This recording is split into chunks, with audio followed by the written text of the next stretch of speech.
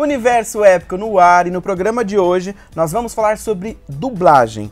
Quem tá aqui comigo é a Carla e o Carlos. Tudo bem? Gente. Oi. Tudo bem, obrigado pelo Olha convite. só, duvido que vocês aí de casa reconheçam essa voz. Meu nome é Tóquio, mas quando essa história começou, eu não me chamava assim. Meus amigos com nomes de cidade: Tóquio, Berlim, Moscou, Denver. Agora ficou fácil, né? Ficou muito fácil.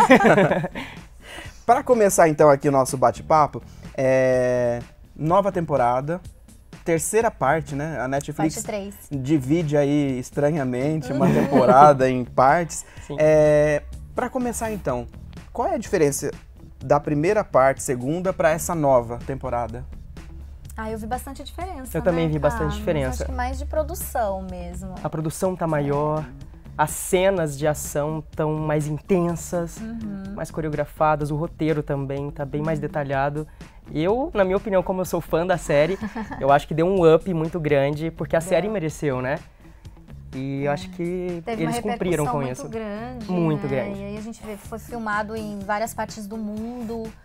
Então, teve um up financeiro aí também, né? A gente vê pelas tomadas, as diferentes câmeras, as edições e tal. Eu acho que aumentou aí o orçamento. Aumentou. Ficou top. É sucesso, né? É uma série que viralizou. Viralizou. A máscara. A máscara, tudo. Fantasias de carnaval. Nossa, muita gente falando sobre isso, né? Em qualquer lugar que você chega, você comenta ou a pessoa assistiu ou sabe de alguém que assistiu. E é muito louco, né, essa repercussão. A gente não tinha noção que a série faria tanto sucesso. De forma alguma. E é muito gratificante fazer parte de tudo isso. É sempre um mistério, né? É sempre um mistério. Quando chega uma série, a gente fica, nossa, será que vai emplacar ou não, né? É um mistério. A gente dubla com todo o carinho, com todo o profissionalismo, Sempre. mas a gente nunca sabe o que vai acontecer. É. A gente grava, vai pro ar e seja o que Deus quiser. E a personagem de vocês? Regrediu, evoluiu, amadureceu? Como é que ficou nessa nova temporada? Eu acho que o Rio tá mais maduro, assim, tá mais intenso. É mesmo. O relacionamento dele com a Tóquio, apesar, né, das coisas que sempre acontecem, né, eu acho que surpresinhas. amadureceu bastante. A Tóquio eu achei ela um pouco contida nessa parte 3, mas acho que na parte 4 ela vai explodir, né? Mais. Eu mais. acredito, eu quero que isso aconteça. O que a Tóquio vai aprontar agora, gente? Eu acho ela é uma bomba relógio, acho que nessa parte 3 ali ainda tava no tempo da bomba, né? Eu acho que na parte 4 passa, porque, enfim, quem assistiu sabe que ali no final muita coisa aconteceu e a gente vai vendo ela se inflando e eu acho que uma hora isso vai explodir, né? Tô esperando por isso. Na redação, todo mundo lá assiste a série e a gente comenta, a gente julga. Julga mesmo. A Tóquio, eu já percebi que você defende ela aí, né? Defendo muito, nossa. Sempre vou defender. E A você? gente cria um carinho muito grande, né, pelo nosso personagem. Claro. A gente tá dublando desde a primeira temporada, então a gente já sabe... Criou, né? A gente criou Aquilo junto, né? um apego também, né? Muito bom isso. A gente Mesmo já sabe... nos erros?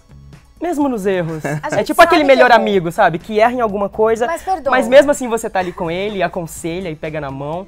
A gente veste a camisa do personagem isso. literalmente. Veste a camisa é a palavra. A gente sabe que errou. Errou. Tá, ela é impulsiva, né? A É. Tóquio ame-a ou deixa, né? É muito isso. E você a ama. Eu a amo. Mas a gente sabe que também faz parte do enredo e que é importante ter esses personagens, né? Pra dar ação, enfim, pra movimentar a trama, né? Tem que ter, né? Senão fica tudo muito chato. E o Rio é o mais jovem da turma, né? Então ele tem esse lado imaturo mesmo na primeira e na segunda temporada. E na terceira a gente vê que ele dá uma amadurecida, ele dá uma sumida durante a terceira temporada, sem spoiler. Espero que na quarta ele volte, né? Mas é isso, a gente veste a camisa mesmo. E como é que faz? Eu não sei se eu posso falar assim, criar o personagem não porque ele já existe. Vocês pegam ele pronto e aí trabalham em cima disso. Isso. Da voz. Mas existe ali um trabalho de criação por trás ou não? Tem que seguir mesmo aquele roteiro e ficar dentro daquele universo que já está criado? Bom, a gente tem um universo já criado, como você mesmo falou. A gente tem possibilidade de criação, mas dentro daquilo que já existe. Então a criação ela é pequena, assim, ela tem um espaço menor. Tenho que seguir basicamente o que foi feito ali, né? Quanto mais parecido com o original, melhor. Mas como é uma versão brasileira, né? Eu vou dar o meu toque também. Então, a gente acaba colocando um pouquinho da gente ali no personagem, né? Exato, assim, né? Não é nenhuma mudança que vai mudar o enredo, entendeu? A gente nem pode fazer isso, não tem nem como fazer isso. Mas, assim, eu vou gritar do meu jeito, eu vou falar aquelas palavras de amor, colocar um pouco o meu jeito, né, a minha Algumas forma. Adaptações de texto também a gente traz para o nosso cotidiano, né, então isso é muito importante. Exato, é a versão brasileira. Mas assim, se ele tá gritando, a gente tem que gritar da mesma forma, e chorar da mesma forma, sussurrar da mesma forma, até por respeito ao público, né, respeito à obra original. E isso a gente faz bastante. O que é mais difícil na dublagem? Porque na primeira temporada eu visitei o estúdio, né, bati um papo lá com a Carla e eu fiz o Rio. Né? E como foi? Péssimo. Porque tinha Faz agora a frase dele. Você não gostou? Meus amigos com nomes de cidade. Não vou nem arriscar. Eu vou pedir pro Fabiano, nosso editor, colocar a vergonha que eu passei lá. Então vamos lá. Já tá valendo? Vamos ensaiar? Vamos. Sou eu, deixa eu entrar. Sussurra mais. Sou eu, deixa eu entrar. E você não pode deixar ninguém te ouvir. Tá bom. E tenta chegar um pouquinho mais perto. Mais perto. Isso aí. Sou eu, deixa eu entrar. Sussurra menos agora, vamos fazer um equilíbrio. Põe um pouquinho mais de volume. Agora eu entendi. Você entendeu? Agora eu peguei. Então tá, vamos ensaiar. Então vamos. Sou eu, deixa eu entrar. Melhor. Carla, olha só. Eu acho que eu vou continuar entrevistando, porque dublar não vai dar, não. Agora, voltando, que você já viu essa vergonha de novo, é muito difícil, né? Prestar atenção nos números lá, correndo no TC, na boca do personagem, e ainda tem que pensar na interpretação, na entonação, na dicção. É muita coisa, Eu acho que o maior desafio da dublagem justamente é isso, é porque é muita coisa acontecendo ao mesmo tempo, né? E mesmo fazendo muitas coisas, a gente tem que ser muito natural. Então a gente ouve aqui o original e olha pra tela e tem que sincar com a labial da personagem e tudo tem que ser muito natural, a dicção tem que estar também muito boa. Então fazer tudo isso, juntar tudo isso de forma natural é um desafio. Só que com a prática a gente vai tornando isso mais fácil, né? Fácil entre aspas. Mas é um processo que requer muita habilidade, muita técnica e muita interpretação, né? E mas, isso a gente exemplo, busca no teatro, né? O Rio teve alguma cena, alguma parte da dublagem que você enroscou? Vou tentar tirar as cenas aqui, né? de grito dele, né? De tortura e tudo mais. É pesado, né? Eu preciso chegar naquele tom que ele fez. Não pode ficar não pode ficar menos, né? Então acho que as cenas de tortura, assim, aquelas cenas mais sussurradas, os diálogos que eu tô com a Tóquio. Então tem que ficar muito natural e encontrar esse tom. Eu sempre comparo com um avatar. A gente se transporta para aquele mundo e é como se eu realmente estivesse ali naquela ilha, ou como se eu estivesse mesmo sendo torturado. Não tem como fingir. Tem que ser assim. Não tem como fingir um grito, tem que gritar mesmo, não tem como fingir um choro. É claro que tem a técnica e tudo mais, mas a gente vive aquilo, né? Mas você chora de lágrimas? Eu já chorei. E às vezes eu saio do estúdio, por exemplo, quando eu gravo Beyblade, eu faço o Valt Aoi, e que ele grita bastante, tem uns comandos de voz, eu saio do estúdio, eu quero ficar quieto um pouco, eu quero ouvir uma música, até pra voltar pro mundo real, né? E cada um tem o seu processo. Eu já gosto de ficar mais quieto na minha e voltar aos poucos ali pro mundo real. E a Tóquio, qual foi aquela cena desafiadora, difícil? Mim, nessa temporada, a cena mais difícil foi ela bêbada. Ela tem uma cena muito grande, bêbada, que é a Úrsula Corberó, que é atriz espanhola, que dá nome a Tóquio ali, né? Fez divinamente, fez muito bem. E, enfim, como a gente é dubladora, a gente não sabe o que vai ter ali, né? Sempre uma surpresa. Faz ideia. Então eu já tinha gravado uma parte do episódio, e aí quando chegou nessa parte, o diretor falou, ela tá bêbada aqui e tal, né? Assiste um pouco, né? E eu fui assistindo e falei, nossa senhora, que difícil, né? E aí me dei esse tempo também de vê-la, né? De entender o que ela fez ali. E também entender que nesse momento o que mais importava não era a dicção, não eram as palavras perfeitamente ditas, não era a projeção, era aquele estado, né, que eu tive que buscar muito ali, porque eu tô na frente de um microfone, eu não posso ficar me mexendo, né, como ela tava ali se mexendo, né, a câmera acompanhava ela, o microfone ali não, eu tenho que E eu tava ali sincando com a boca dela também. Enfim, foi bem complicado. Você achou complicado aquilo? Isso foi muito mais. É mais fácil chorar do que fazer bêbado, então. Depende, né? Depende. A gente precisa prestar atenção na cena, né? Ali ela tava, além de ela estar bêbada, todo bêbado não tá bêbado à toa, né? Ele tá pra, né, desafogar as mágoas. Então ela já tava muito ali na depressão profunda, causada ali por né? Senhor. Eu sempre comento com a Carlinha, por exemplo, a responsabilidade que a gente tem à frente de um trabalho desse é muito grande, né? Muita gente vai ouvir a nossa voz, pessoas que a gente nem imagina, né? E isso vai ficar pra sempre. Então, o para sempre o para é sempre. O que pega, né? Vai ficar ali. Vai ficar ali. É aquilo que as pessoas vão ver. Então, a gente tem que dar o máximo de si naquele momento. Mas é muito gratificante saber que a sua voz está junto com aquela história, né? A gente ajudou a contar a história de alguma forma. E muita gente vai ouvir a gente e se emocionar com a gente através da nossa interpretação e da nossa vivência. Isso é incrível, é muito emocionante. A gente não para muito para pensar nisso, mas é mágico. Eu acho a dublagem mágica. Essa é muito a mágico. gratificação, né, que a gente tem, né, do nosso trabalho. É difícil, é árduo. O trabalho do artista é muito complicado, né? É matando um leão por dia. A gente não sabe se vai dublar bastante na semana que vem ou não. Então, quando a gente pega um projeto assim, a gente fica muito lisonjeado, né? O público chega até a gente pedindo áudio nas redes sociais e manda um oi pra minha mãe, manda um oi pra minha turma, eu te amo, coloquei o seu áudio como toque de celular e você fala, uau, que responsabilidade e que legal que tá chegando assim pras pessoas, né, de uma forma emocionante, né? E quando isso começou, a gente não fazia ideia. Nossa, o que tá rolando? Começaram a chegar as mensagens inbox, peraí, é isso mesmo? Porque antigamente eu que mandava essas mensagens, né? Eu sou fã de dublagem. Oi, tudo bem? Como eu faço pra me tornar dublador? E agora as pessoas estão chegando até a gente, perguntando as mesmas coisas que a gente perguntava também, né? E isso é incrível, muito bom. É mágico. É mágico. 2 anos no paraíso, né? O paraíso é maravilhoso quando a sua vida é chata, quando tem trânsito. E escapa de vez em quando.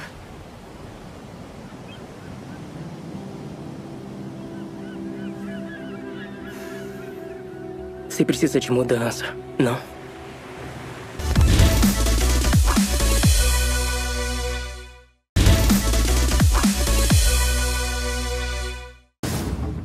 Alô?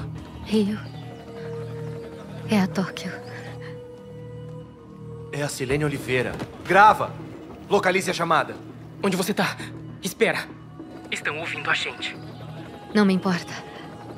Essa é uma ligação de amor. Uma curiosidade, vocês acompanham os atores nas redes sociais? Eu acompanho. A Úrsula. O Miguel Heran, acompanho muito. E como é que é? Eles são de boa? O Miguel Heran, ele é muito apegado à família. São ativos nas redes sociais? São bastante ativos. O Miguel adora cachorros, adora motocicletas. E ele postou até um vídeo recentemente que ele estava chorando e tal, foi um pouco tenso, né? Foi verdade. Eu não sei o que aconteceu e ele falou que no Instagram tem muita mentira. E querendo ou não, essa questão dos likes também, né? Essa cultura do like, muitas crianças, adolescentes principalmente, entram em depressão por causa disso. E ele postou isso chorando, fazendo um alerta até, né? Usando esse público como alerta. A gente nunca sabe o que se passa ali atrás, né? Então eu só desejo que ele esteja bem e continue fazendo bastante séries e filmes para emocionar a gente, né?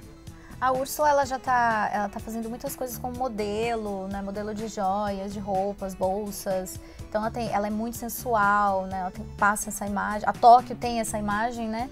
E eu acho que com a fama, por causa do La Casa de Papel, esses produtos vão atrás dela pensando nessa sensualidade também. Ela é muito linda, muito talentosa. Então ela traz todo esse ar misterioso de sensualidade também nesses trabalhos que ela tá fazendo agora. Teve um outro filme que ela fez, que eu dublei também, que é El Árbol de la Sangre, A Árvore de Sangue, também tá no Netflix. Porque os mortos estão mortos. E você está vivo. E nós também precisamos contar isso. Seu pai trabalhava junto com um homem. Tiram meu pai disso. Que ela cortou o cabelo por causa desse filme. E aí legal. é por isso que na terceira parte ela tá com o cabelo curto. Porque entre a primeira e a segunda parte teve aí um período, né, de readequação e tal, que eles viram a proporção da série e tal. E pra começar a gravar a terceira parte, entre esse meio tempo ela gravou esse filme. E nesse filme a produção pediu pra ela cortar o cabelo e tal. E aí, na terceira parte, ela tá com esse novo visual, mas é por causa desse trabalho, enfim. Aí a gente foi acompanhando, né? A gente vai vendo tudo. Os atores que dublam os atores lá fora, eles acompanham porque você dublou ela num filme e dubla ela na série. Você, então, posso chamar assim, é a dubladora oficial? Vocês acabam acompanhando esse ator? Existe alguma regra? Não existe regra. Não existe regra pra isso. Vai depender da distribuidora. Seria legal que isso acontecesse, né? Seria muito legal que isso acontecesse, mas assim, não depende da gente, assim. Depende muito do cliente, do estúdio, pra onde for. Vai, se esse estúdio prefere trocar e o cliente aprova essa troca ou não. Muitas vezes, no caso do La Casa de Papel, o Netflix fez questão das nossas vozes, que não podia mudar. Por continuidade e por respeito ao trabalho. Eu acho que o mercado de dublagem, ele tem muito esse respeito. Eu vejo, assim, entre as casas e vejo entre nós dubladores também. Quando precisa mudar, existe sempre, assim, esse costume de você falar com o dublador, falar, olha, eu vou fazer esse boneco, que a gente chama de boneco, vou fazer esse boneco que você estava fazendo. Existe uma comunicação justamente pra gente poder manter, né, e é bom manter, amizade, pelo respeito ao público também, né? Então, é estranho às vezes você ver um filme com o mesmo ator, só que... outra voz, com dá um estranhamento, a gente cria uma empatia com aquela voz, né? A gente cria esse laço, então quando muda dá um choque, né? Dá. Mas eles não são só Tóquio e Rio, né? Tem aí uma imensa lista cada um deles, né? Então, vamos dar essa lista? Vai lá, Carlinhos. Eu gosto, né, muito da Ruth, do Glow, que saiu terceira temporada aí agora na Netflix também. Tem a Cifa do Castlevania, que eu amo dublar, que é um produto super esperado, que daqui a pouco também chega a terceira temporada aí também na Netflix. Tem a Cris do Beyblade, que eu faço junto com o Carlos, que faz o protagonista. Sim. Tem a Catleia do Violet Evergarden, que é um anime super romântico, super poético também na Netflix. Enfim, tem o Sr. Bunda Cagada do Rick e Morty, que eu adoro, que é um personagem super emblemático. Dá pra fazer ele? Oi, eu sou o Sr. Bunda Cagada, e aí não percam, hein? Vai ter próxima temporada de Rick e Morty. Muito legal. Vários outros aí, muito legal fazer voz. Eu dublo o Zack no desenho Zack Storm, que é um aventureiro, um pirata, e ele fala mais ou menos assim: Calabras, me dê o olho de Bliss! Tem o Squiggles, do desenho Frank, o Zuzu Pets, que ele é super inteligente, um nerdzinho da turma, um hamster bem pequenininho assim, laranja, e ele fala assim: meu nome é Squiggles e eu sou o rei da ciência. E tem o Simon, do desenho Simon Super Coelho. Tem o Ted, da série Prince of Peoria, que tá na Netflix. Tem o anime Children of the Whales, que eu dublo o Chakuro. Então, assim, são muitos personagens. Tem os preferidos, mas tem E Beyblade, que eu faço o Val Chaoy, que é da nova geração de Beyblade, né? Da terceira geração. E é muito bom fazer parte desse universo. São muitas crianças que ainda gostam de Beyblade, né? Eu cresci assistindo Pokémon, Digimon, não assisti muito Beyblade. E pegando essa nova proporção, é muito bom. Essa nova gama, assim, de público. É muito bom conversar com as crianças, mandar áudio com a voz do Valt. E é muito bom, gratificante demais. Personagens que vocês gostariam de fazer, né? Tem algum que, poxa, aquele personagem, sei lá, o Simba. A Nala.